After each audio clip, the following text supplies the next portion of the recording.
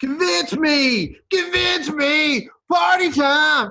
Excellent! Yay! What's up, everybody? Welcome to another episode of your favorite Facebook show, your favorite podcast, or at least ours. We hope it's yours and everybody you knows. But it is another episode of Convince Me. I'm Andy Rutherford, joined as always by Mr. Brian Bennett, Mr. Casey Elrod. Gentlemen, what's going on? Do I win? I mean, after that, do I win? I hope so. Well, the fun has just begun, my friend. Hey, I got 2 words for you, right? 2 words for you. Oh, behave. Oh, my gosh. That was awful. Bennett, are you ready for this? I'm ready. I'm actually excited. This is going to be a good one. I can already tell. It's going to be a good one.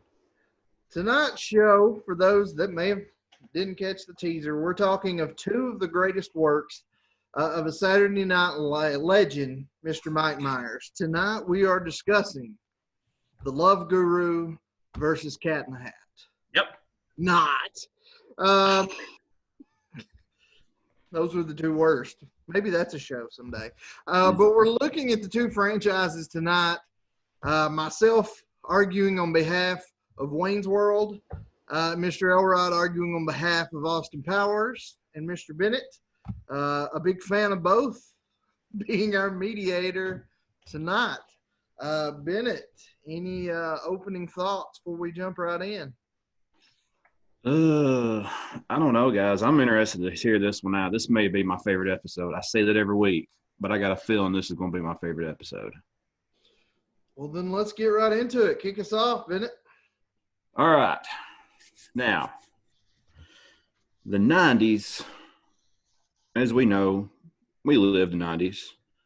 That was home to some of the best comedy movies and some of the funniest actors during their prime. You know, think back, we had Jim Carrey, Robin Williams, one of my favorites, probably one of y'all's favorites, Adam Sandler, Eddie Murphy. And then we have the gentleman that we are going to talk about tonight, and that is Mr. Mike Myers. Now, Mr. Myers has grossed $4 billion worldwide on the big screen, and he is most famous for his roles in tonight, Wayne's World and Austin Powers. And tonight, here on this show, we're going to settle a little debate as Rutt and Elrod try to convince me which Michael Myers movie franchise is better. Is it Austin Powers or is it Wayne's World? Probably Shrek, but that's not an option. Maybe. I've never seen Shrek, honestly. I'm just going to put that out there. Camden's almost at that age. You're about to watch them. I'm going to try not to.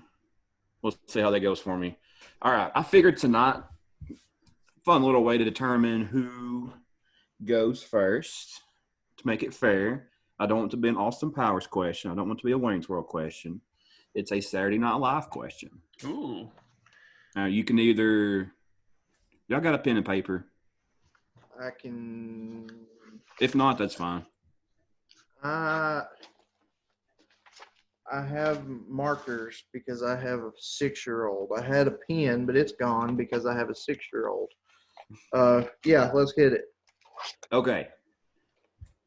Now, we know he was on Saturday Night Live from, I think it was like 89 until the mid-90s. And I want you guys to tell me, without going over, how many episodes was he in? If both y'all go over, it'll be the closest.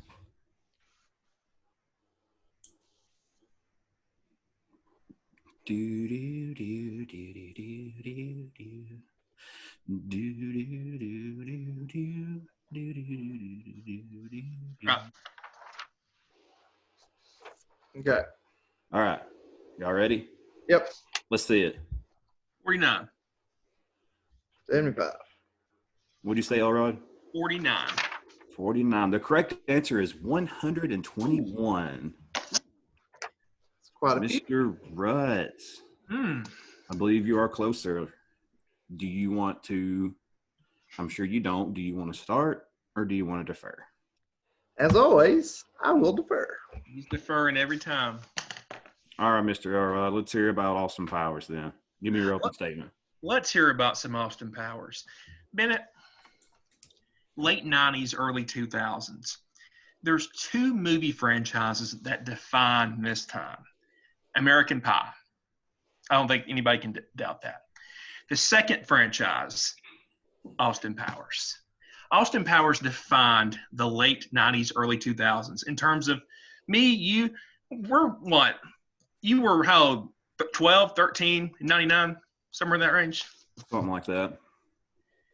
Austin Powers was not only a defining franchise in terms of us, at the box office, it was tremendous success at the box office. Over $600 million between the three movies. Everybody still wants that fourth movie. We don't know if it's going to happen or not. Well, tonight we'll talk more about the box office, and we'll also talk about how Austin Powers is not only the three movies are really funny, really great. Austin Powers is an iconic character in American cinema now. There's a deep bench of characters. The fact that Mike Myers was able to play both main characters for each of the movies is just mind-boggling. How that we'll talk more about that too. I will say this: Wayne's World did really get the box office. The difference is Austin Powers franchise is more popular with people. It's funnier. It's made more money. We'll talk about all this tonight, and there will not be a shadow of a doubt that Austin Powers is so much better than Wayne's World. So my question to you, Bennett, is I won't say it. I'll save that for my closing statement. I'll defer to Rutt now. I'll save that for later. All right. Interesting. Mr. Rutt, what do you guys say? Well, I do have a question, and I have a question for my opponent, Mr. Elrod. A sphincter says what? What? My point exactly. Nobody knows. Wayne's World. Wayne's World is iconic. Without Wayne's World, we don't even have Austin Powers. Wayne's World is really what set the stage. Bennett, you talked about all the great comedy classics of the 90s, and Elrod talked about how great it was as we got into the late 90s, but it's that early 90s that's a crucial point. And Wayne's World set the table for that to happen. You know, what we would call stupid comedies or fun comedies that really, you know, don't have a serious plot to it. Wayne's World really set the table and proved that that could be a success. And it did so while amassing a huge fan base. It is still a cult favorite to this day, but usually when you look at things that are cult favorites, they're not very critically acclaimed, but the critics loved Wayne's World. So it was loved by critics. It was loved by fans. The impact that it had on pop culture that we're going to get to here in a little while is astounding for a little movie that was made off a Saturday Night Live skit. The impact on pop culture was crazy. But tonight I'm going to prove to you why Wayne's World is better than Austin Powers. And when it comes to another win on this show, it will be mine. Oh, yes, it will be mine. Extreme close-up. Ha, ha, ha. Nice. I was actually surprised to see how highly the critics did rank the Wayne's World franchise, actually, because you wouldn't think they would go for it because it's kind of, you know, kind of silly off the wall. It's crazy, but anywho, I love Michael Myers, and I could not imagine anybody else playing these two roles that he played in these films. So I want you guys to tell me a little bit about the character, or maybe characters, that he plays. And I do know a little bit about both these movies, so I will give bonus points in this round to anybody who can tell me something that I don't know. Okay. Mr. Elrod, kick us off. Tell me about the characters or character Mr. Mike Myers plays. In the Austin Powers franchise, across the 3 movies, Mike Myers plays 4 characters. He plays the main character, the protagonist. He plays Austin Powers. He got I guess we'll talk about Austin Powers first. He got the motivation for Austin Powers from his father. His father passed away in the early 90s, and he was trying to come up with how he wanted, or Mike Myers was trying to come up with how he wanted to do his comedy. And he got the idea. Him and his father loved James Bond. That was their big thing. They loved James Bond. So he got the idea, I think it was 95 or 96, the idea for Austin Powers. He said in an interview that he was coming home one day and he heard on the radio, it says, "Where have all the swingers gone?"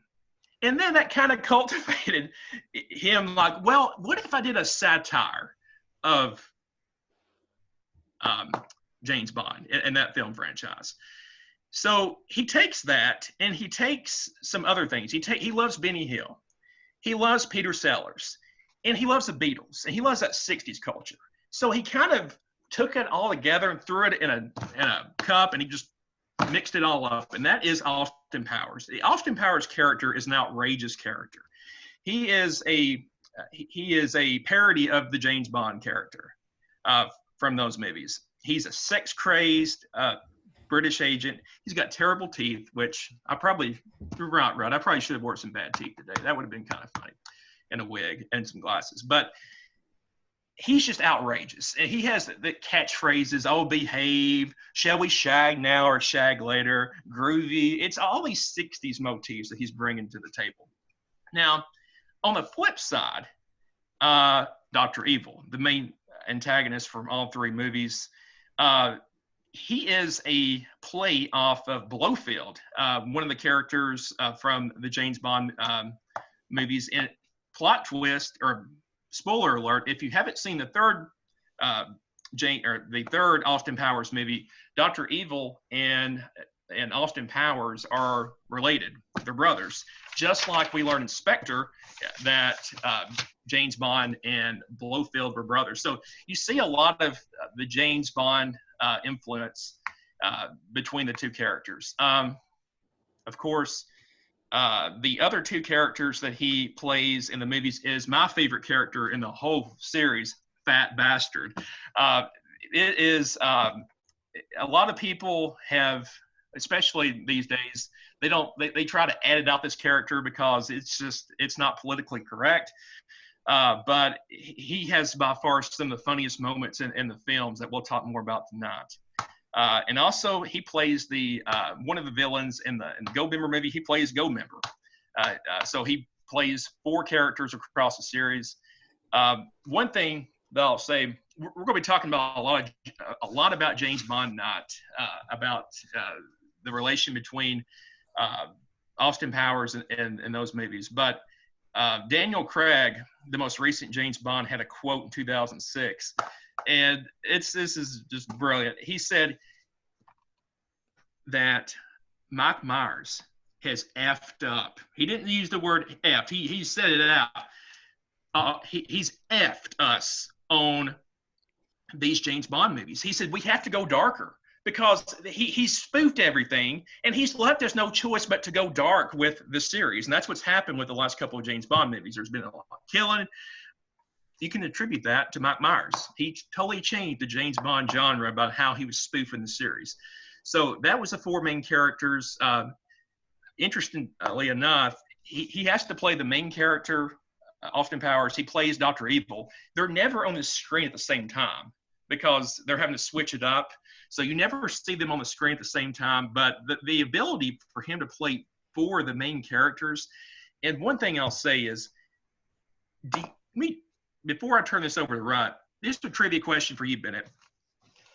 I've already told Rut this. Who do you think was originally cast to play the role of Dr. Evil? Jim Carrey. But he was I'm doing not getting Liar that Liar. Jim Carrey was doing Liar Liar. That's right. So I think Liar that said, you know what? I'll just do it myself. he said that 30 to 40% of all of the scenes with Dr. Evil are improvised. They're not in script. It's amazing. So he plays 4 characters. We'll talk more about the other ones later on, but that is him in the actual movies.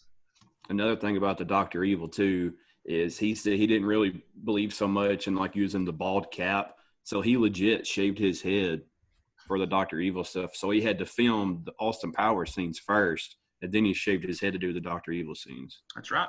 So that's pretty crazy. All right, Mr. Rutt, Wayne's World. There was a lot less physical toll for his role in Wayne's World. There was a lot less he had to put into it from a physical standpoint. But Wayne Campbell, the star of Wayne's World, has been Mike Myers' baby for a long time. Wayne Campbell was one of Mike Myers' first characters on a little skit called Wayne's Power Minute that he did on a CTV station in Canada around Toronto, long before he was in SNL, long before he ever came to America. The character of Wayne Campbell is something he's been doing for years, long before Saturday Night Live, and much, much longer before any of these movies hit the screen. And Wayne is kind of his baby. But the thing about Wayne is just maybe not the smartest guy, but Wayne Campbell may be the most likable and somewhat relatable character to ever grace a screen.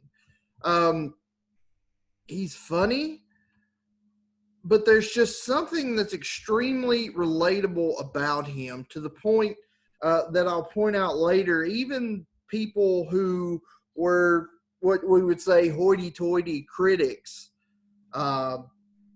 who usually look at movies and may, be critical of everything, but even those high top-wire critics go rave on and on and on about how relatable and how likable Wayne Campbell is. And there's just something about him that, honestly, I don't know how to put it into words.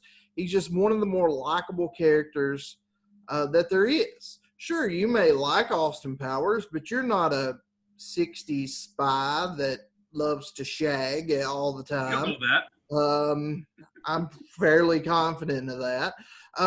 You may love Dr. Evil, but you're not, some evil genius looking to take over the world with your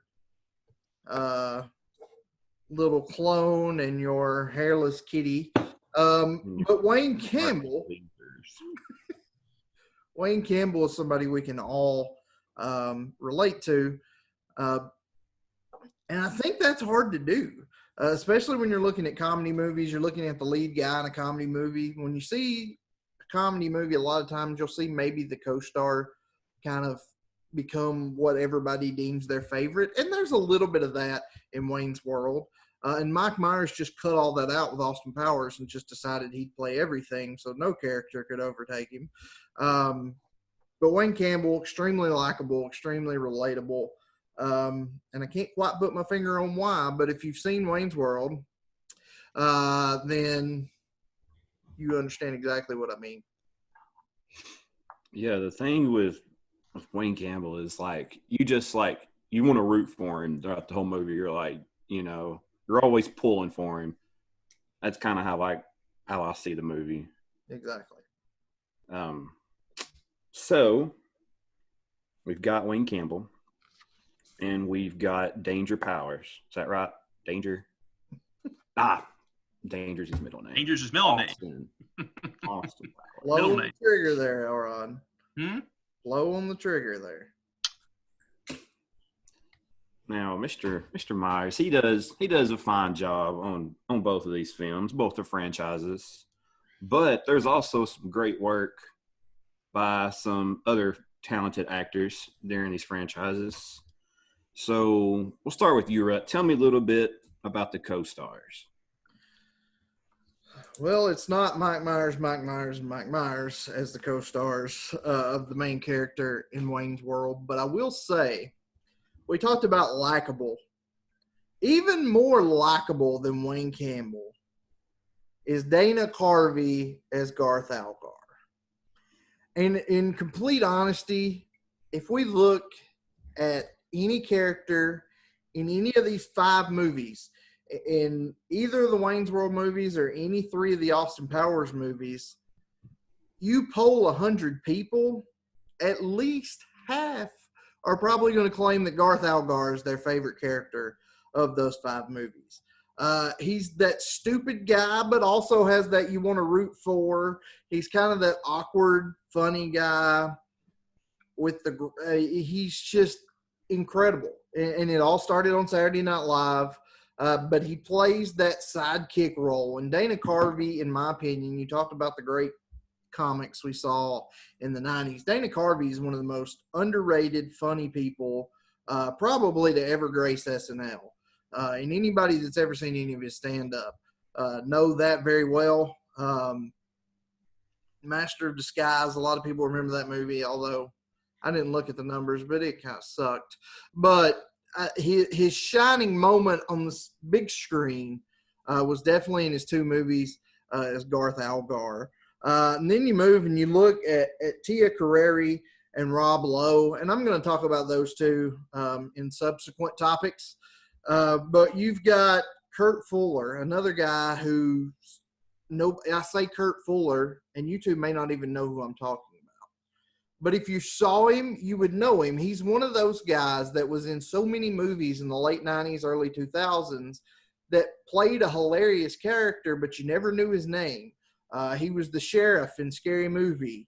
He had a bunch of little bit parts, but he plays a producer in this movie, and he's fantastic. Chris Farley is the only person in the Wayne's World universe to play 2 different characters. He played a security guard for a full minute and a half in the first movie, and then had a complete role of a different character in the second movie. And we all know that Chris Farley has a deep, deep place in my heart. But he was fantastic. Meatloaf had a run in the first movie. And you got to remember, we're talking early 90s here. Ed O'Neill was a prominent character, especially prominent in the first movie, but he was also in the second movie. And who in the world was bigger than Ed O'Neill in the early 90s? I mean, Married with Children, Al Bundy was an icon. So Ed O'Neill was in these movies.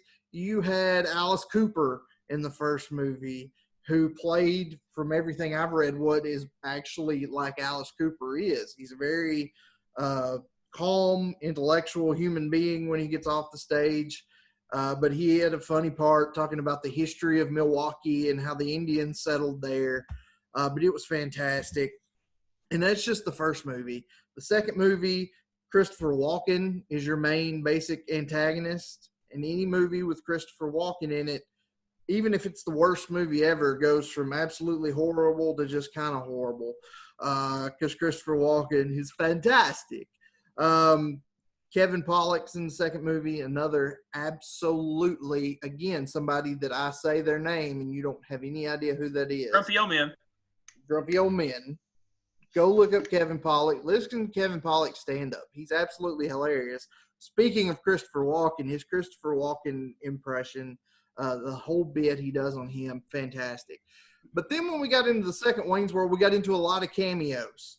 People in one scene, something that happened a lot in Austin Powers, as I'm sure Elrod's about to tell us. But Kim Basinger, Drew Barrymore, Charlton Heston was in Wayne's World too.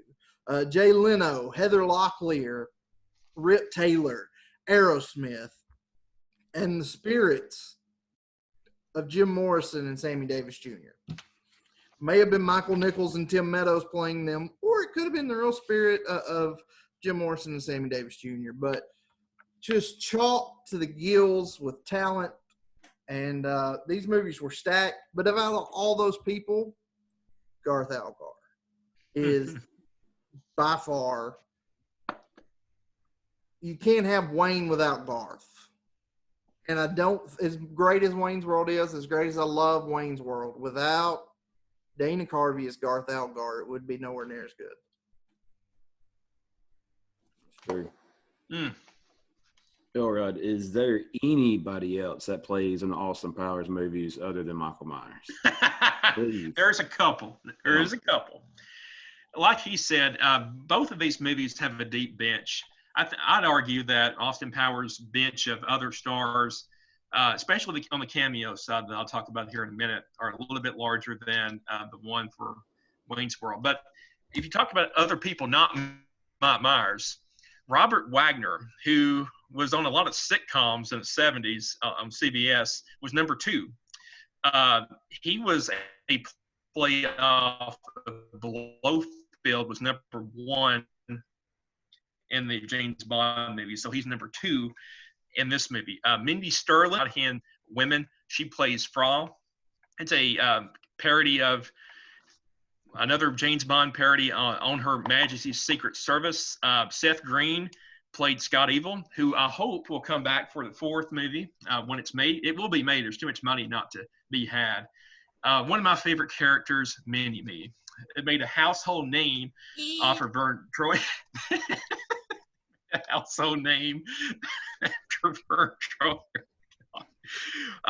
Michael York plays Basil Expedition. We'll talk more about his love interest in a minute, but I know Rudd is going to salivate over Elizabeth Hurley, but she played Vanessa Kensington in the first, and also a brief cameo in the second one. Heather Graham plays Miss Shagwell. And Beyonce, at the height of her popularity in the late 90s, early 2000s, and 2003, was Foxy Cleopatra. Michael Caine, and she's a whole lot of woman, ain't she right? Michael Caine played Nigel Powers. He played Austin Powers' father. Let's talk about some of the lesser known. Will Ferrell was actually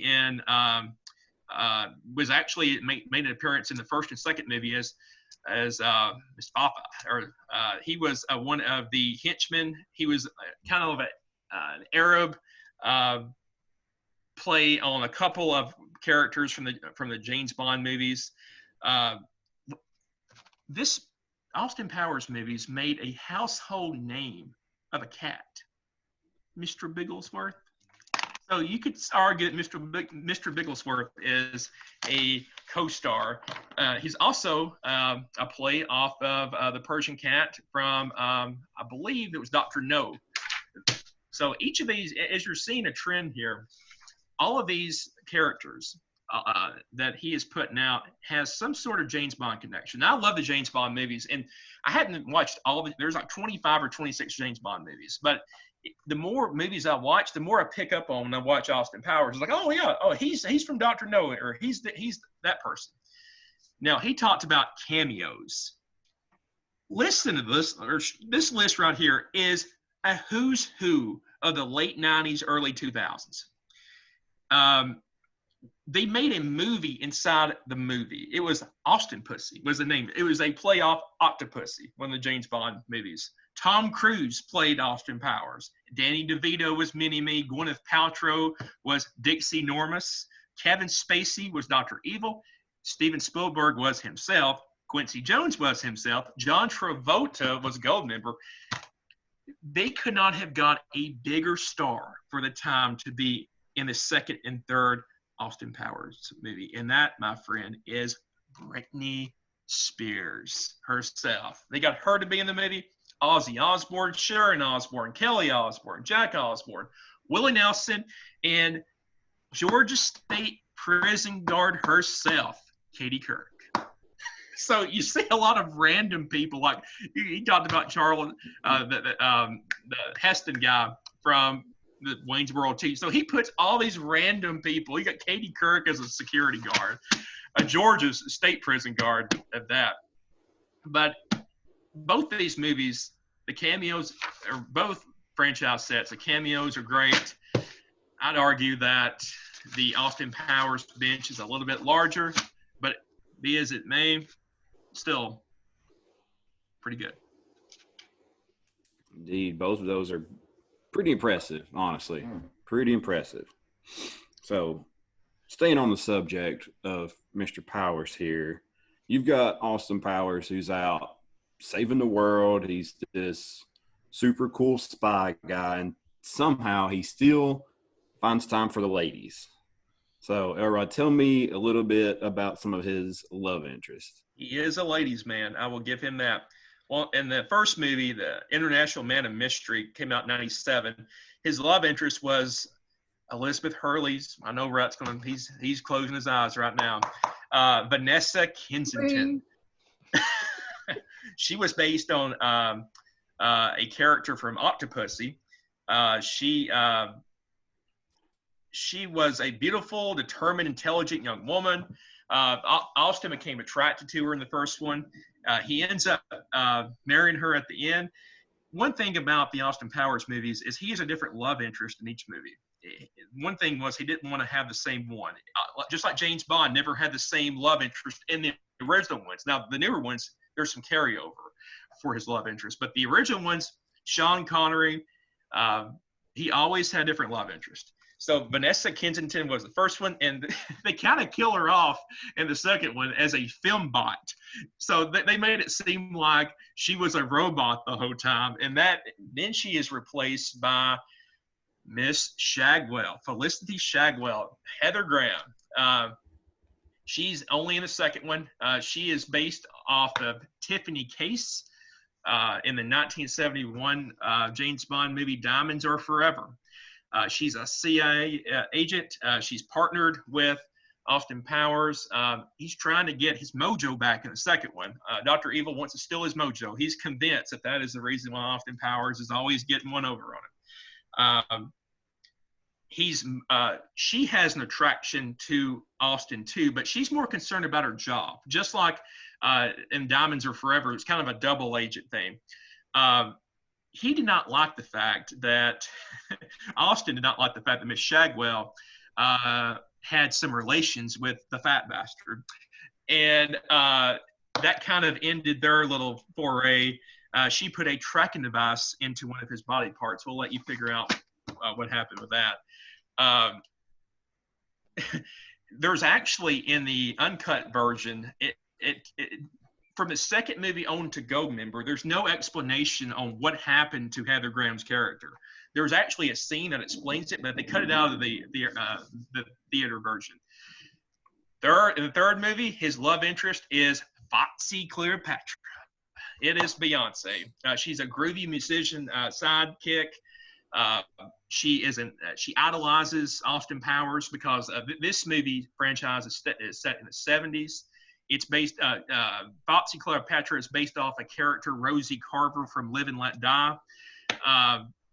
She and Austin Powers are trying to stop Dr. Evil again in this movie, trying to stop Go Member. And this is the movie where you see that Dr. Evil and Austin Powers are brothers. So he doesn't marry Foxy Cleopatra in the third one, just like James Bond did not marry Miss Rosie Carver. She was a double agent. But it's pretty interesting that in all three movies, they're following that James Bond motif of different love interest in each movie, just to keep it up there and spice it up a little bit. You don't want to get complacent. James Bond never was. This new James Bond, not so much.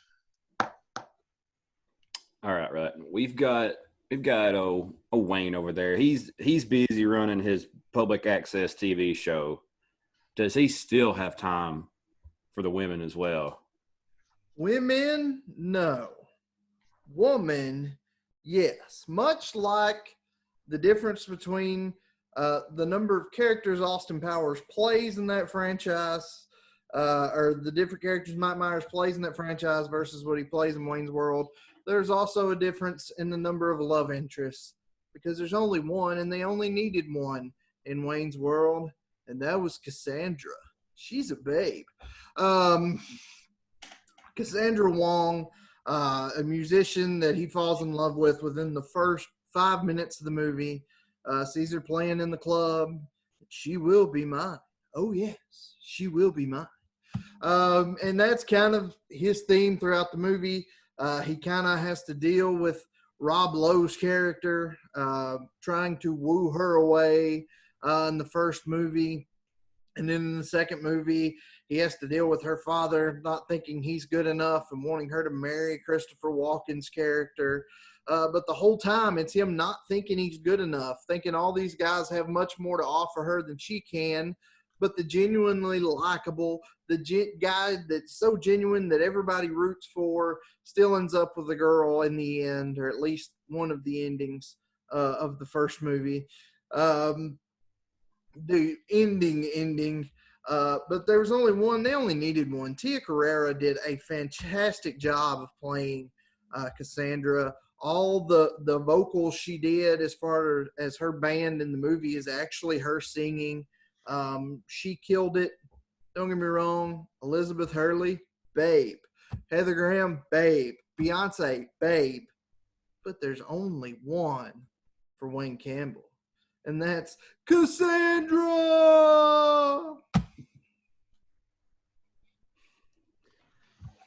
Indeed. All right. I'm interested in this one. This should be a good topic.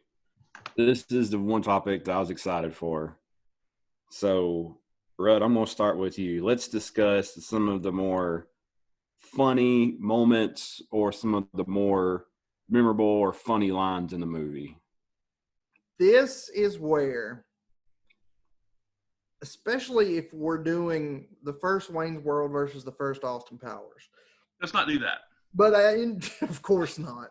But even in general, Second one. This is where this shows that Wayne's World is better. And this is nothing against Austin Powers. I love the Austin Powers franchise. Bennett and myself grew up. I mean, how many times did we watch the second one?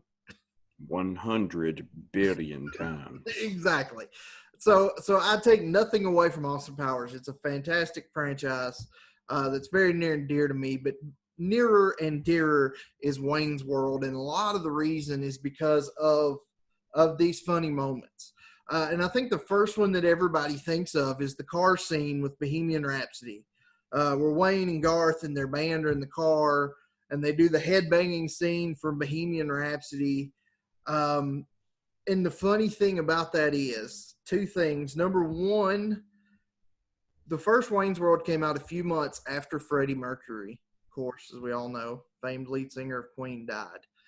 But they shot this scene. This was one of the first scenes they shot. And somebody got it to Freddie Mercury and let him see this scene before he died. And they said that he was doubled over in laughter and thought it was one of the greatest things he had ever seen. Amazingly enough, speaking of the song Bohemian Rhapsody, when it came out in 1976, when Queen released Bohemian Rhapsody, it topped the charts in the UK, but in the US, the highest it got was number 9 on the charts. And then in 1993, when Wayne's World came out, and you got to remember, we've talked about this in previous episodes about how the charts were determined then. It wasn't by streams, it was by radio, by people calling in and requesting what people wanted to hear. This song had been out for 17 years at the time. Once Wayne's World came out, Bohemian Rhapsody went up the charts again and went to number 2 on the charts 17 years after it came out because of this scene in Wayne's World. So really, Wayne's World did a lot for the career and the pocketbook of Queen, although I don't know that was necessarily their mindset when they put that scene together. But classic scene. Another classic scene, looking at classic rock, Bennett, something you texted me about the other day. When he goes in the music store, he's looking at the Fender Strat, and he wants to play it, and he gets it out of the case, and he hits 3 chords, and hey, no stairway. No stairway denied. Classic, iconic line that gets quoted from a lot of people, even amongst us. You've got the scene in both movies where they're talking to Wayne about letting especially in the first one, letting the sponsor on. And he says, no, we'd never sell out to sponsors. And then it shows him drinking a Pepsi, eating a bag of Doritos, Garth's decked out in his Reebok gear. Hilarious stuff. But we'd never sell out to sponsors. Just like we here at Convince Me would never sell out to sponsors on our Facebook show or on our podcast that we make over at anchor.fm, the number one-stop shop for making your podcast. It's easy. Everything you need is right there. You can make money off your podcast with no minimal listenership. Anchor.fm, that's the spot for you. But we would never do that. You look at when they meet Alice Cooper, and then when they meet Aerosmith in the second movie where they drop to their knees, we're not worthy. Classic when they're playing hockey in the street and the cars are coming. Car goes by, game on.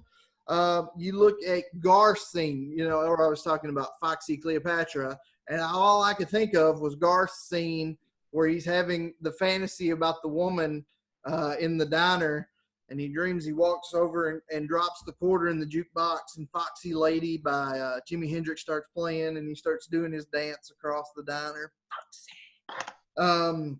That's fantastic. You have the alternate endings where it looks like Wayne lost the girl. She didn't get the record deal. She ends up with Rob Lowe. His house burns down. And then they do another ending where it's a Scooby-Doo ending. And then they're like, no, let's go with the ultra happy ending. Wayne gets the girl. She gets the record contract. Rob Lowe gets kicked to the curb. And probably my favorite scene in any of these 5 movies has to be when he's interviewing Noah Vanderhoff, their sponsor. He doesn't want to do it. They've made him do it. And he puts handwritten notes on the back of the cue cards for the camera to see. The sponsor can't see it. Absolutely my favorite scene in either Wayne World movie, any of the 3 Austin Powers movie.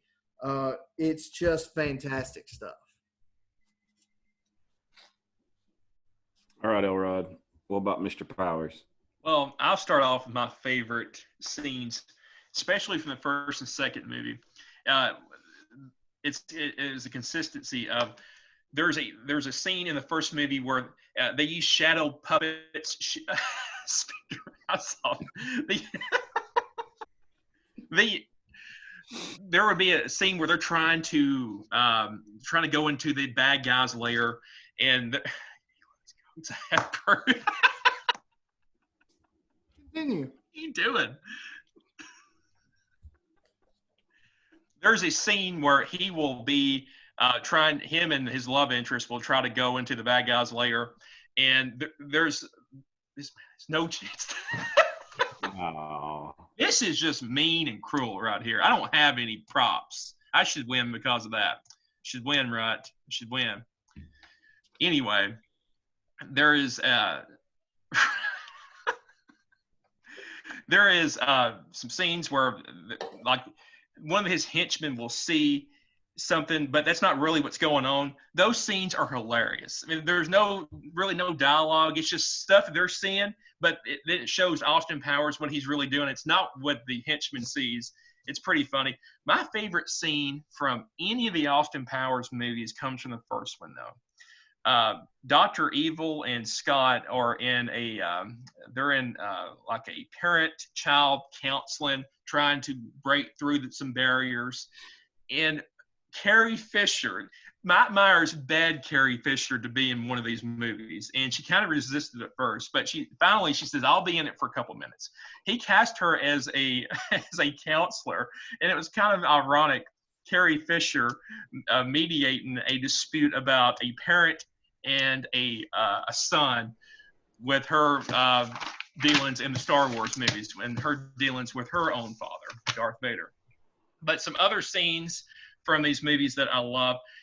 What about when the sharks have the lasers on their heads? One thing that Dr. Evil always wanted was, where's these freaking sharks with their freaking laser beams attached to their heads? Well, Dr. Evil never got the sharks. Now, Scott did. in the third movie. But that was something that Dr. Evil always wanted. He wanted a shark with a freaking laser beam tied to his head. Well, Scott got it. He got sea bass, but they We'll were talk ill-tempered. more about a couple of scenes with my favorite character, Fat Bastard, here in a minute. But before that, Dr. Evil had this disdain.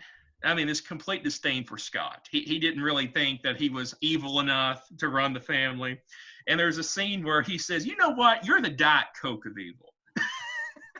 Which is so true. Diet Coke sucks, and it's so true. Now, my favorite Austin Powers quote was from the second movie, where he asked Miss Shagwell when she came clean about what she had to do to get the information from Fat Bastard. He says, how could you do it? The man's so fat. The sheer mechanics of it are simply mind-boggling. Now, that quote, plus there's a quote, I believe, from the first one where we kind of stole my thunder earlier when the danger is my middle name. The actual Ministry of Justice, which is basically Britain's Department of Justice, had a backlog of their agents wanting to change their middle name to Danger after the first Austin Powers movie was released. Now, I'm going to save my next little bit for our next topic, Rob Lowe, because that's one of the funniest scenes in the entire series of Austin Powers has to do with Rob Lowe's performance. So we'll table that. Go ahead. Go right into it. Go right into the Rob Lowe. All right. So both franchises have some Rob Lowe component to it. Rob Lowe was actually in the first Austin Powers movie, International Man of Mystery, but he was not in the theater version. He was cut. Now, he is in the second movie. There is his only scene that in the entire movie, in the second movie, The Spy Who Shagged Me, he has a conversation with Fat Bastard. And he is playing young number 2. They're back in time. And here, I will just read you the quotes. This is Fat Bastard. Dr. Evil, let's make a deal.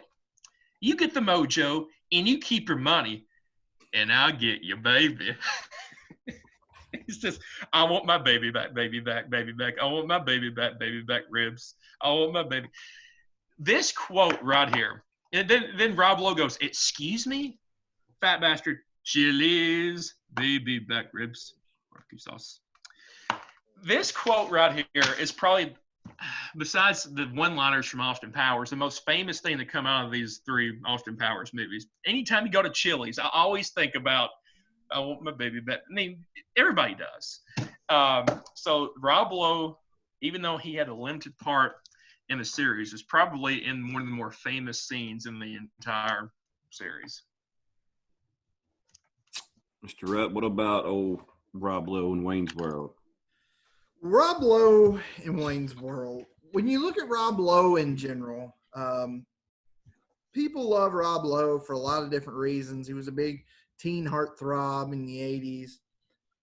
But when I think of Rob Lowe and my favorite Rob Lowe roles, it's when he's in a comedy film as the protagonist, as the bad guy. And the 2 that come to mind are Tommy Boy, which we've got to use at some other time because my Chris Farley obsession is going to come through on the show at some point. But you've got Tommy Boy, and then you've got Wayne's World, the first one, where he was basically your main protagonist, where he played Benjamin Oliver, the regional programming director for Oliver Communications, just this real rich, good-looking guy that knew his way around. He was schmozzy. He's trying to steal the show from Wayne and Garth in order to make a buck. And Garth describes Rob Lowe's character a way that I describe Elrod a lot of times. He said that if Benjamin Oliver were ice cream, he would be pralines and dick. And that's how really describes Rob Lowe's character and also Elrod. But just when you think of what we would say now, a phrase that didn't exist then, the Mr. Steal Your Girl, that was Rob Lowe. And then, of course, well, in one of the endings, he got the girl, but then He ended up not getting the girl. But just a fantastic role as this slick, smarmy guy that you know is going to end up with the hot chick, and the likable guy you root for, Wayne. You don't think he's going to get her, but of course, eventually he does. But Rob Lowe just was fantastic in Wayne's World. All right.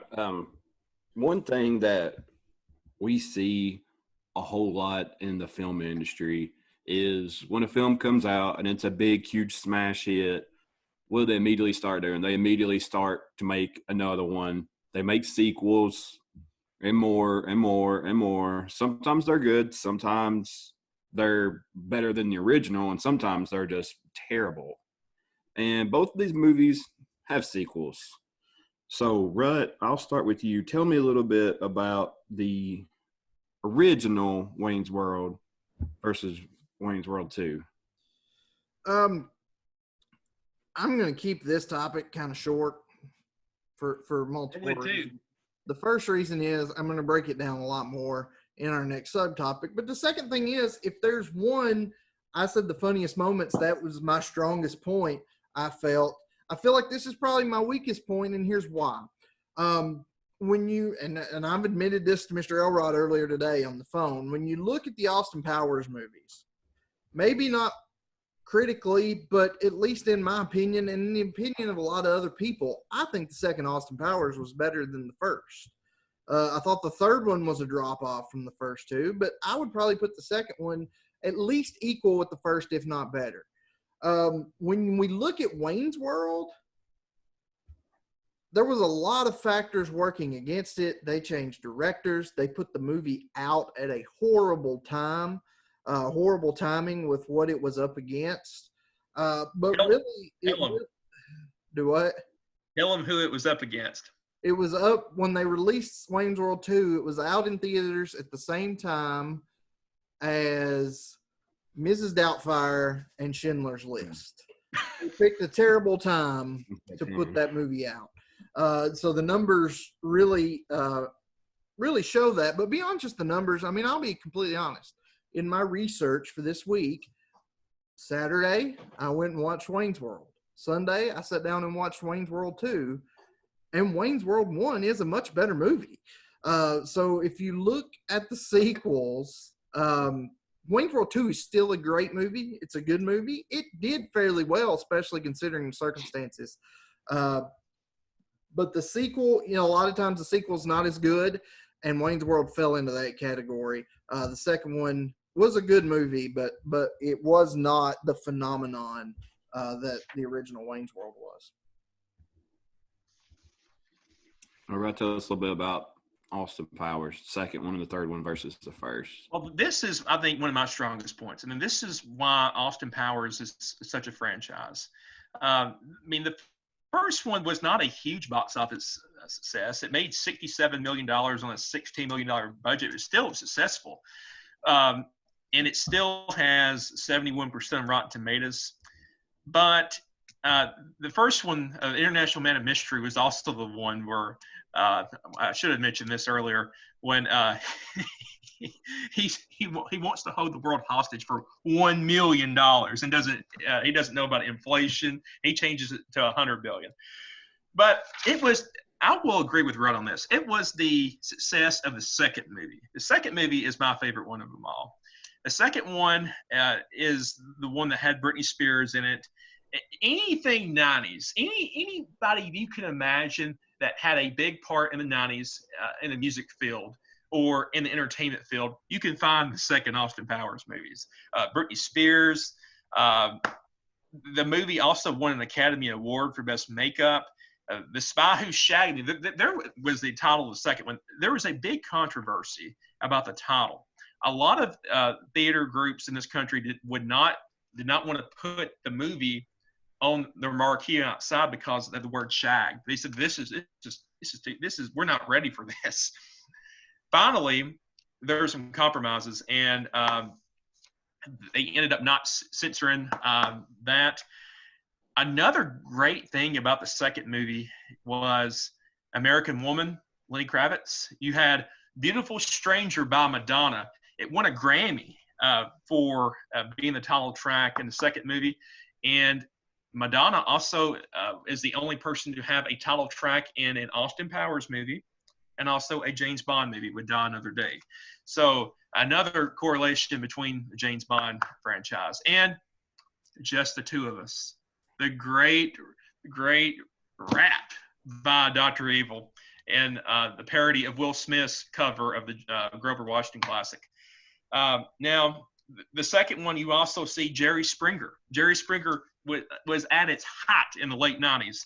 And you learn that Scott is the love child of Dr. Evil and Frog in the Jerry Springer appearance in the second movie. Goldmember made $296 million. It made slightly less than the second movie, $313 million, but it was still a tremendous success. Now, I don't like the third one as much as the second one. I like it on equal footing as the first one, though. There's not a big drop off between the second and third one, but the first and third are pretty even. It's a play off of Goldfinger, You Only Live Twice, Live and Let Die, The Man with the Golden Gun, The Spy Who Loved Me, and Goldeneye. He has this is one where he has all the cameo appearances of Gwyneth Paltrow, Kevin Spacey, that whole crowd. But there's not the drop-off that you see in Wayne's World 2. I mean, Wayne's World 2 only made $8 million at the box office. And there's a definite drop-off in the quality of the movie. But there's not a drop-off that I see in the quality of the movie between the three. They're about the same, but I agree with Rod. I think the second Austin Powers movie is the best. And that's what establishes it as that 90s franchise along with American Pie. Definitely, yeah. They definitely got it right with the second one for sure. Obviously, you look at both of these franchises, and us three, I think we can agree that both of these are great franchises. And that's a pretty good indicator that these films are probably well liked by either the mass public or maybe even the critics or maybe both. So, Elrod, I'll start with you. What was the reception of the Austin Power films, and what kind of impact did it have on the film industry? Well, it brought back 60s culture to the 90s. A lot of people my age growing up in the 90s really didn't know. I mean, we had heard of the hippie. We knew generally what a hippie was, but Austin Powers made hippies cool. I mean, this was a hippie living in modern time. He made British things cool again. He made British music cool again. You find that The Who had My Generation on the second soundtrack. He brought all of these people into the 21st century and the 2000 award nominations with 20 wins. It's won an Academy Award for Best Makeup. It's won a Grammy Award for Best Soundtrack. Grammy win for Best Song in the Motion Picture. Beautiful Stranger, we mentioned that before. It won some MTV Movie Awards with 8 nominations over the course of the 3 movies. It's won 2 Teen Choice Awards and 1 Golden Globe. It's also made a lot, and I mean a lot of money. Not as much. It would make Dr. Evil proud. I mean, he wanted $100 billion, but I think he would sell it for $696 million. The one thing, here's the reason why. If you want to know why Austin Powers, on the whole, is better than Wayne's World. You like that? I was waiting for it. I'm like, yes, it did make a lot. I got to laugh. There we go. On the whole. There's no drop off. The first Wayne's World made a tremendous amount of money, but the second Wayne's World was a flop for box office standards. It's not an established franchise. In order to be an established franchise, you got to, I mean, you can't be a flop. One of your movies can't be a flop unless you're Rocky. Rocky 5 was. $696 million. The characters that have come out of Austin Powers are people today. They know who Mini-Me is. They know who Dr. Evil is. We want that 4th film, dadgummit. But Mike Myers it's in Ball's his court on whether the 4th film is going to be made. He wants it to be based on Dr. Evil in his point of view, but studio execs want the Austin Powers character in the movie. So there's kind of some push and pull on that. He made the 60s cool. And that was a tall task for people like me growing up in the 90s. That was really cool. It had the 60s culture. He made a lot of money. He had some bad teeth. But on the whole, Austin Powers, better than Wayne's World. And more influential. Mr. Rutt? You know, I mentioned in my opening statement that Wayne's World set the table, and it set the standard that if it weren't for Wayne's World, there wouldn't be Austin Powers. I don't know how big of a career Mike Myers would have gotten, but here's the thing. Wayne's World, when it came out in 92, grossed $121 million. It was the 8th highest grossing film of 1992 for what we would call today a stupid comedy. It is the highest grossing film ever based off a Saturday Night Live skit. And there have been classics in that, especially Blues Brothers is one of the classic comedy movies of all time with Dan Aykroyd, the legend John Belushi.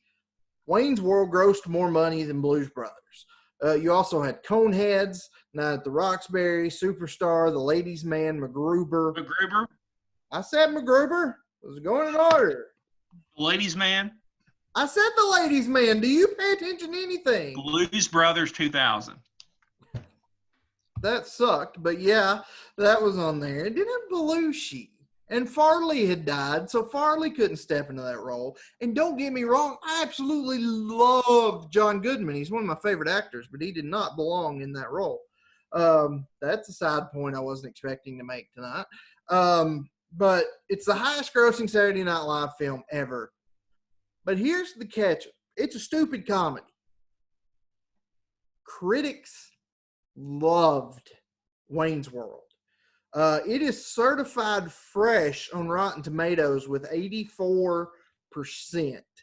And Rotten Tomatoes calls it an oddball comedy that revels in its silliness and memorable catchphrases. Wayne's World is also fondly regarded because of its endearing characters. And when you're looking at movie critics, especially in the 90s, who do you think of? Roger Ebert. Siskel and Ebert, 2 thumbs up. Roger Ebert about Wayne's World. I walked into Wayne's World expecting a lot of dumb, vulgar comedy, and I got plenty. But I also found what I didn't expect, a genuinely amusing, sometimes even intelligent undercurrent. Critics loved Wayne's World. People loved Wayne's World. The impact that Wayne's World had on pop culture at the time and even still into today. Everybody knows Bohemian Rhapsody today.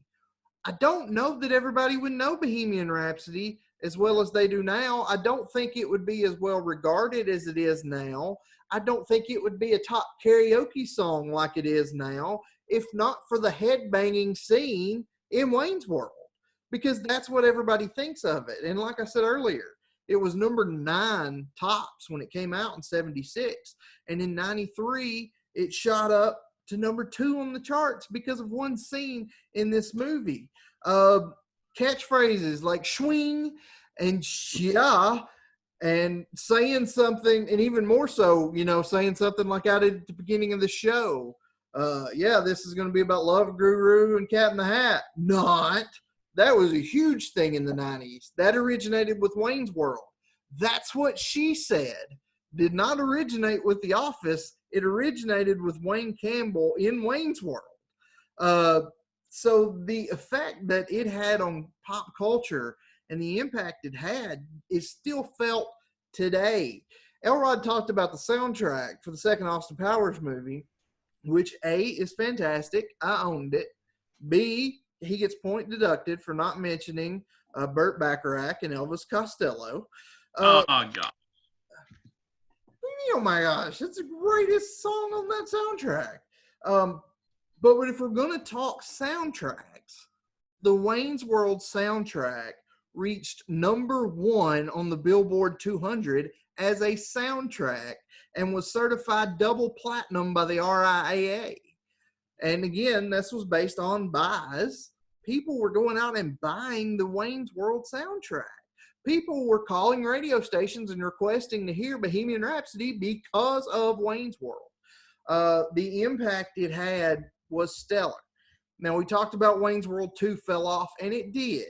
As far as the box office numbers, they're not great because somebody in the studio thought it was a good idea to put out a movie that didn't live up to the hype of the first one at the same time as Mrs. Doubtfire and Schindler's List. But as much as it was, the critics did not absolutely hate Wayne's World 2. It still got a 60% on Rotten Tomatoes, and to show these in comparison, the first Austin Power movie got a 71 on Rotten Tomatoes, so it's significantly lower than Wayne's World, but it is higher than Wayne's World 2. But when we look at just the sequels, Wayne's World 2 had a 60%, the second Austin Powers had 52, the third Austin Powers had 54. Like I said, it only grossed $48 million, and there was a $40 million budget. But again, we look at the critics, and we go back to Roger Ebert again, who still gave Wayne's World 2 3 out of 4 stars and said that Wayne and Garth are quote-unquote impossible to dislike. So while 2 didn't live up to the hype of 1, critics still liked it. It's not a terrible movie. It just didn't live up to the hype of 1 because 1 was such a masterpiece that had such a huge impact on pop culture. Indeed. I went back and forth trying to kind of come up with a question for you guys, and I'm going to kind of change it up a little bit. Instead of trying to throw y'all a curveball, we're going to have a little bit of fun with my question here. It's going to go for both of y'all, and I'll give y'all a second to think about it, and I'll tell you mine. Rudd, I want you to tell me your favorite scene from Wayne's World, and Elrod, tell me your favorite scene from Austin Powers. But while y'all are thinking about that, I'm going to go ahead and go. First, for Wayne's World, obviously, yeah, you have like all the scenes that Rudd talked about earlier, you know, with them in the car with Bohemian Rhapsody and, you know, the No Stairway and all the there's a ton of them. So I picked one that I kind of thought was really underrated. It's really funny, and it's actually Garth in this one. It's Wayne's World 2. And the babe is kind of this babe, I think her name was Honey Hornet. Is that her name? Yep. She takes him back to this room, and she's throwing herself at him. She makes him an adult beverage. He takes a swig of it. This Coke is flat. And then he's like, "Oh, I could tell you're a man that takes charge." He's like, "Yeah, one time when I was 17, my sister tried to borrow my Def Leppard album, and I said, no way."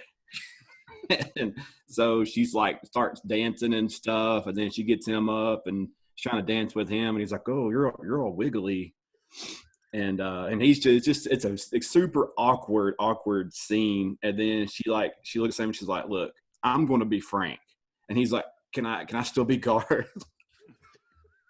It's hilarious. So that would be my scene for Wayne's World. And then for Austin Powers, I can't believe you left this one. This is my favorite scene.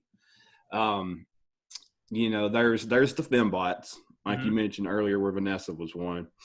He goes by this room, and there's these fembots. There's a ton of them in there, and they're going to try to seduce Austin and make him weak. And so they're all around him, and they start trying to like seduce him, and he flips the script on them. And he takes his clothes off, and he's got like this Speedo on, and he starts dancing to "I Touch Myself," and he's like shooting like these invisible rockets with his crotch and everything, and like he winds up blowing them all up. I don't know why, maybe it's me, but that's like the funniest thing in the whole entire franchise for me personally. So I don't care who goes first. Elrod, go first. Tell me your favorite Austin Powers scene. Well, I let the cat out of the bag earlier on this. It's a scene with Rob Lowe and Fat Bastard. You know, the reason I say this, can you imagine being the CEO of the Chili's restaurant franchise. And this scene comes out, and you have people coming in your restaurant, and they're singing this song. And you're like, what in the world are they talking about? And then going and looking it up on your dial-up internet in the late 90s and seeing, oh my God, everybody from this point forward is going to equate my restaurant with Fat Bastard. And that's how it is, even to this day. When someone's going to order those ribs at Chili's, someone at the table is going to say it, Chili's baby back ribs, and they're going to think about the scene with him from the second movie. He's tiny. I want to eat him. Get in my belly. He kind of looks like a baby. Right, Wayne's World. I think I've let the cat out of the bag earlier too, but it's, for me, there's classic, and Ben and I agree with you on the best scene in the second movie was that one. But the first one, there's a lot to choose from, but it is the scene where he's interviewing the sponsor, Noah Vanderhoff of Noah's Arcades, and where they're forcing him to do it, and he has the handwritten notes on the back of the cue cards. And it's, so what's the people's favorite game? And you see all the people in the back cracking up, and the guy's just answering the question. He has no idea. Oh, well, how did you get into this business? Of course, this isn't exactly what it says. I edited these last two, but go watch Wayne's World to find out what they really said. I tried to keep it as family friendly as I could. But no, that scene is hysterical. All right, we're literally getting down to the nitty gritty. The way I've got it scored right now, it's literally tied. So it's going to come down to the closing arguments. So, Mr. Elrod, let's hear it. Bennett, if we're going to score this based on what the critics think about Wayne's World and Austin Powers, that ain't going to be good, because the critics, these movies are movies for the most part that fans relate to, just ordinary people. You don't watch Austin Powers, you don't watch Wayne's World thinking it's going to be The Godfather. These are movies that are meant to be entertaining. Here is the one fact right here that I'll win on. You ask anybody under 30 who Austin Powers is. You ask 10 people. At least 9 out of 10 people, if not all 10, are going to know who Austin Powers is. They just are. On the other hand, if you ask 10 people who Wayne Campbell is, I'm like, what? Who? Maybe 5 people knows who Wayne Campbell is. It's just the facts. Austin Powers is by far a more iconic character. I would say Dr. Evil is by far a more iconic character than Wayne Campbell is. It's more iconic. It's more successful as a franchise. The first Wayne's World was successful at the box office, but it's become a cult classic. A cult classic is defined as a film that has it's a small following, but it's like everybody loves it inside that group. Austin Powers is more expansive across age groups. People today, younger people today, are going to laugh at Austin Powers. It's relatable. Even older people that lived in the 60s, they're in their 60s, they can relate, because he's kind of like those characters that they grew up with. People that love James Bond movies can relate to this, because they're like, oh, he's the character from Dr. No, or he's the character from Russia with Love. It's more relatable. It goes all across the age spectrums. Made more money. And I'll hammer this point across too.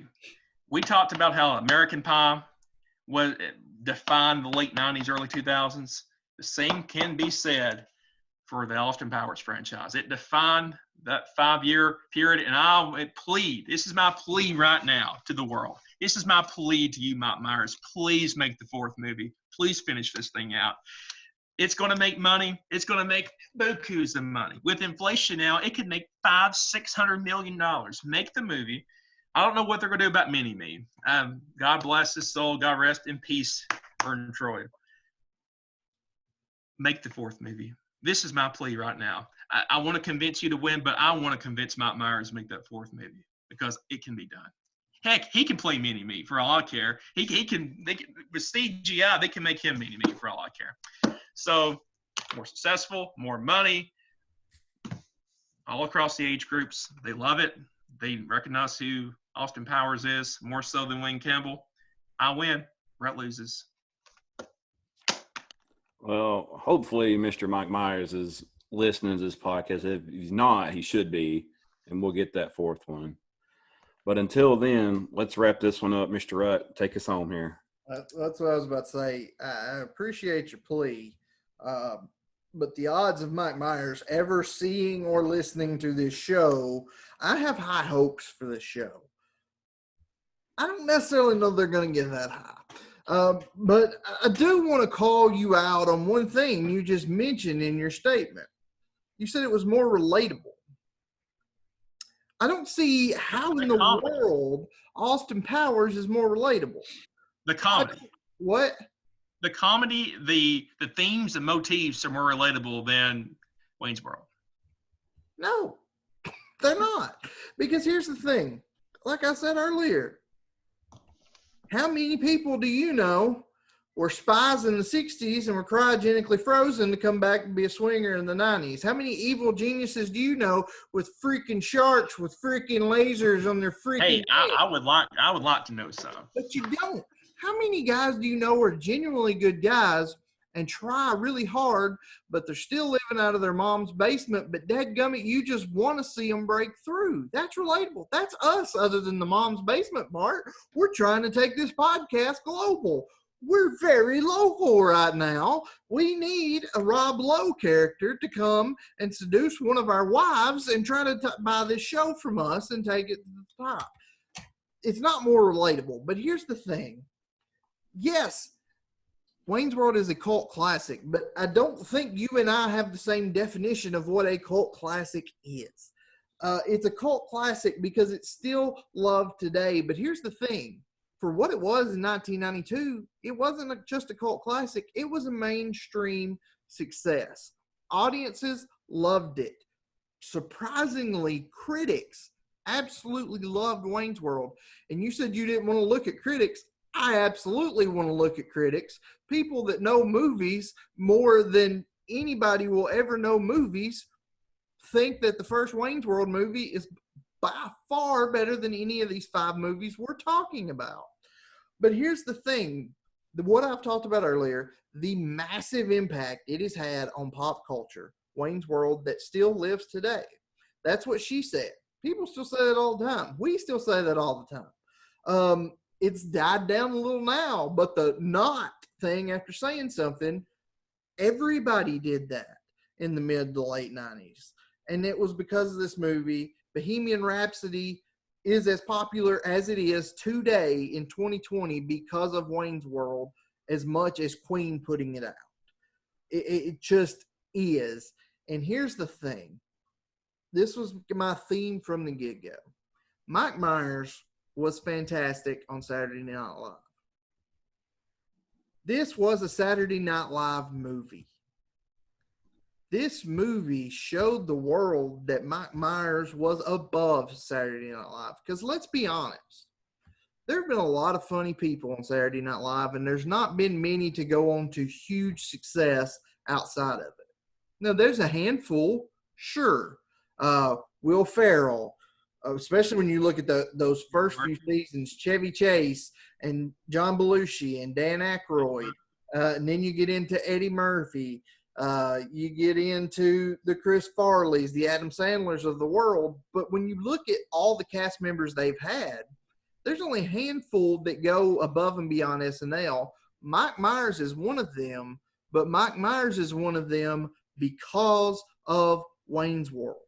And if he doesn't have Wayne's World to shoot him above SNL, we don't have Austin Powers.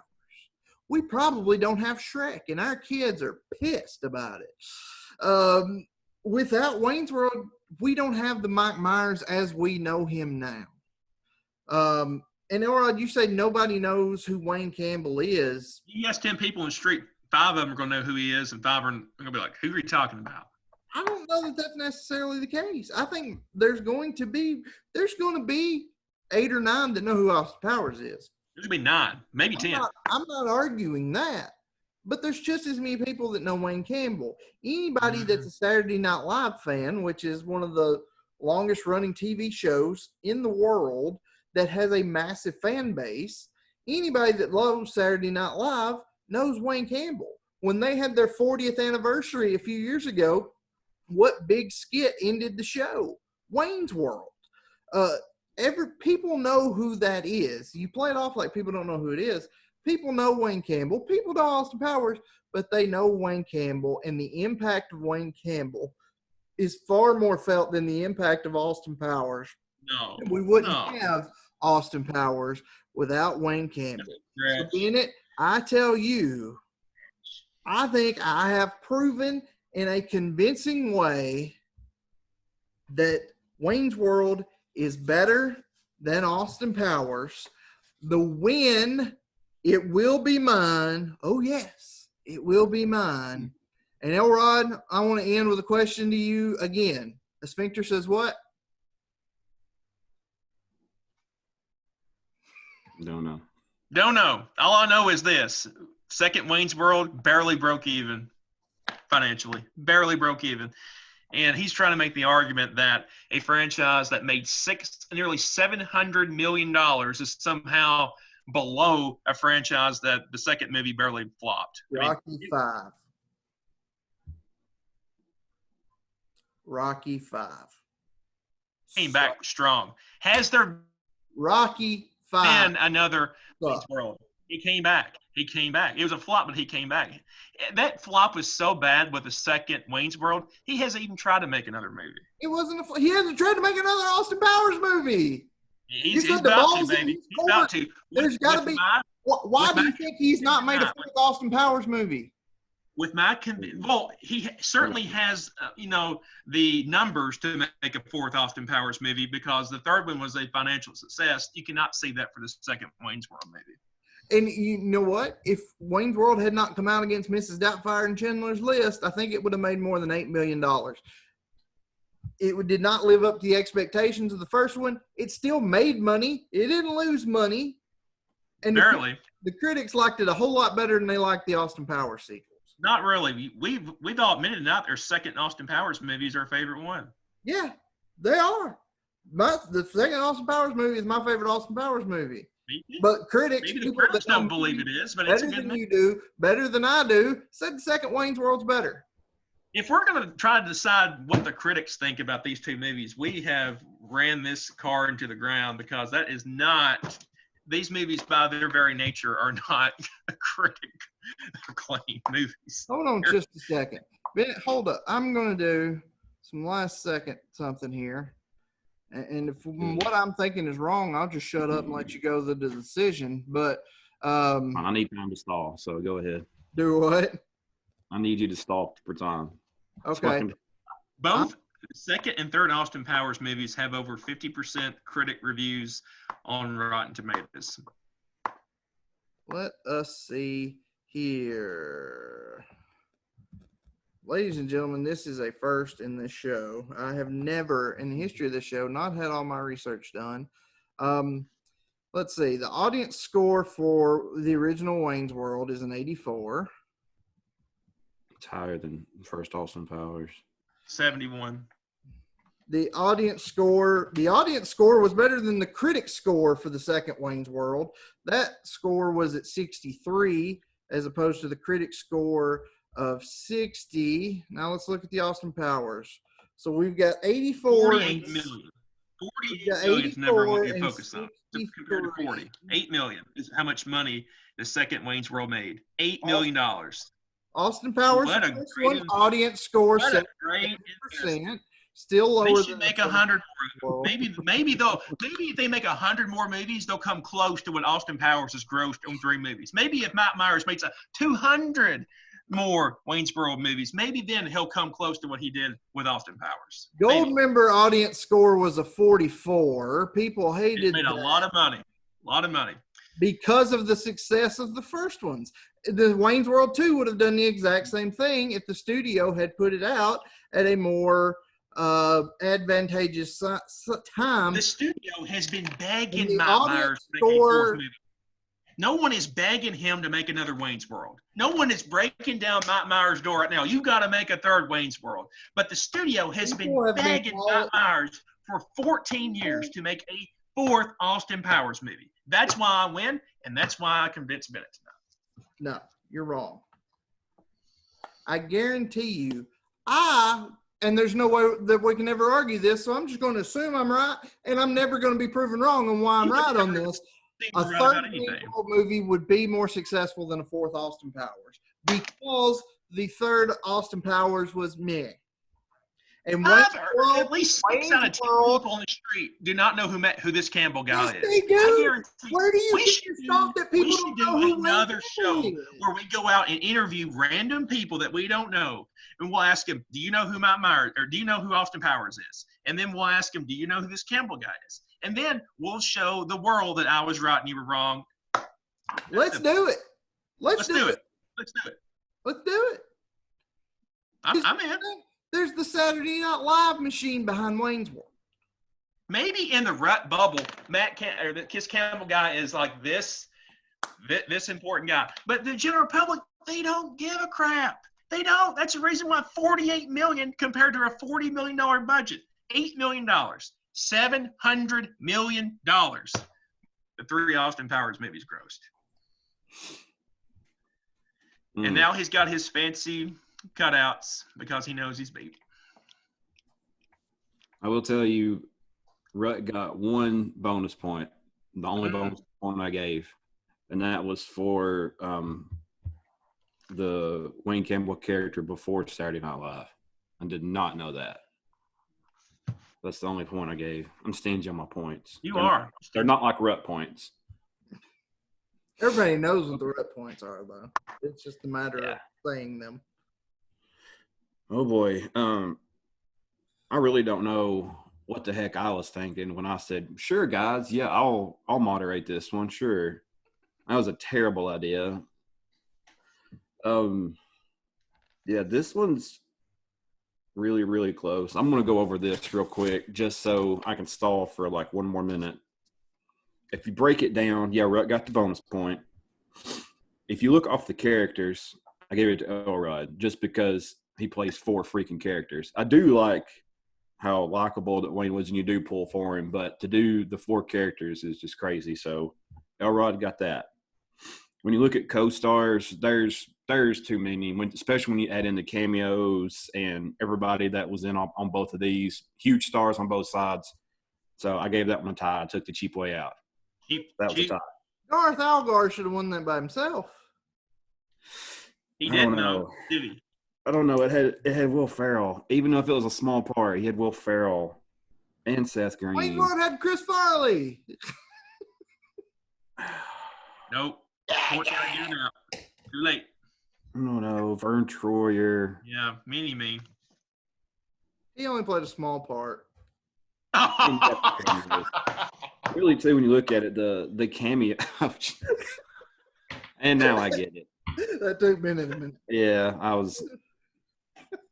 just the cameos in the second one of Austin Powers is just crazy. Just in the first part.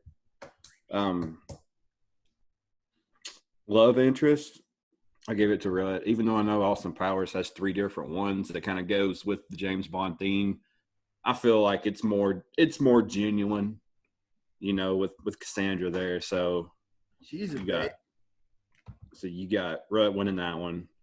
Swing. As far as funny moments and funny parts, there's really too many to count on both of them. They're both hilarious, so that's a tie. If I had to lean, I would lean with Wayne's World being funnier just for some of the parts that it has. But I don't know if I could. That's like right there in the middle. Mr. Rob Lowe, I think he had a way bigger role with Wayne's World. So I gave that to Rut. I do like him with the fat bastard scene, though. Oh, it's got to be a tie. It's got to be a tie. When you take in the original versus the sequels, I think Elrod takes that one pretty easily. So that still has us tied going into the impact that these films had. And both of y'all made very, very fair points. You know, one of them made a lot of money, had a lot of awards and Grammys and the characters. The other one, critics loved it. It was, like you said, about being the best the best skit for a movie from Saturday Night Live. So I kind of took the easy road on that one too, and just gave that one a tie too. So it literally came down to the closing statement. I had no idea. But when you look at both of them, there's one that's a little bit more successful and iconic, and a little bit of a stronger franchise. So I literally scored this one 51-49 for Austin Powers. Yep. I can't believe it. Elrod gets a second win. Look how dejected he looks. Can we screenshot this? And then after this, I'm going to go out and find 10 people that's going to, and at least 6 of them are going to have no idea who this Campbell guy is. I'm going to add punishment to Rut for this. How about that?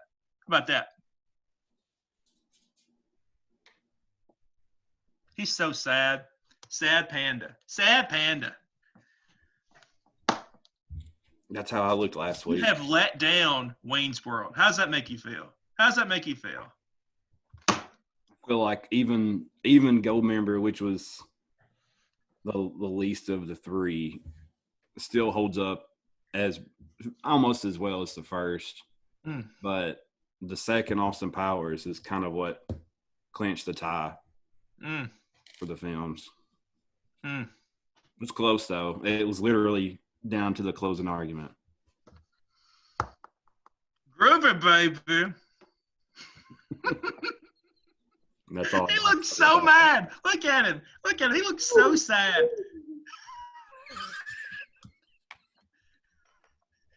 Can we get the alternate ending now? Nope.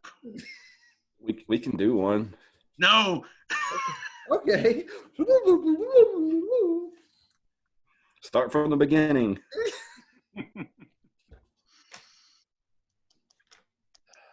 I don't even know what to say. Speechless. I should be fired and replaced. I lost an argument You that should. one. I did too. It's okay. Elrod's on the roll. Once you accept it, it just makes everything better. Acceptance is the first step, right? I mean, I feel like we've sold out. Our gimmick is dead again. We've sold out. And I swore we would never sell out. We would never be forced into doing things by anybody, by any public pressure, by any sponsor, like our sponsors over at anchor.fm. Remember to check us out there. Anchor.fm/Convince Me Show is where you can support us directly. Remember to support us on our socials, Facebook, Instagram, Twitter. We're on the YouTubes. Podcast drops every Wednesday. Guys, even if you've watched this, go give us a listen because we need your listens to have more sponsors than just Anchor.fm, who puts up our show. They're a great sponsor, but we need more, and we need listens to get more. So, guys, help us out. We hope you've enjoyed tonight's show because I sure haven't.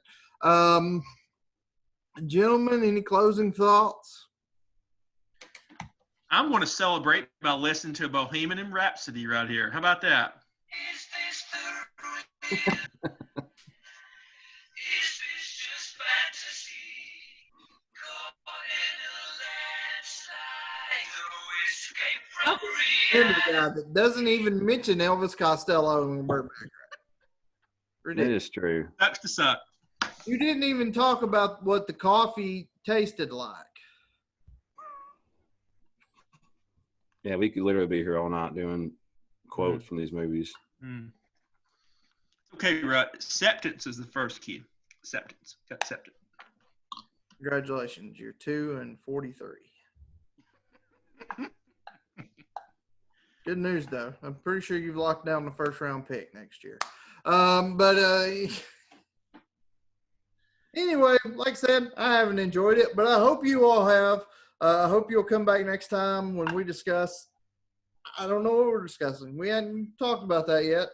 It'll be my turn to mediate, which is good because I don't know. I'm apparently in a huge slump, and I need some time off to recover from such. But again, any parting words, gentlemen?